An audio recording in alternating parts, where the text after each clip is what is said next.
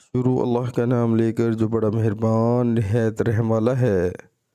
رسول اللہ صلی اللہ علیہ وآلہ وسلم سے ایک آدمی نے پوچھا کہ احرام باندھنے والے کو کیا پہننا چاہیے؟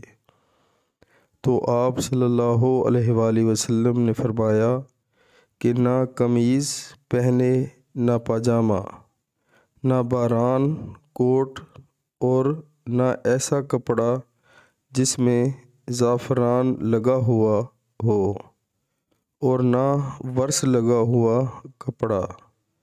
پھر اگر کسی شخص کو جوتیاں نہ ملیں جن میں پاؤں کھلا رہتا ہو، وہ موزے کاٹ کر پہن لے تاکہ وہ ٹخنوں سے نیچے ہو جائیں۔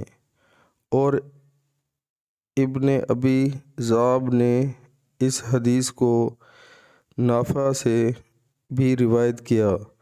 انہوں نے ایسا ہی نبی کریم صلی اللہ علیہ وآلہ وسلم سے بھی روایت کیا ہے۔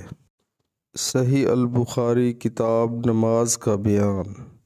شام کے بنے ہوئے چوغہ میں نماز پڑھنے کے بیان میں۔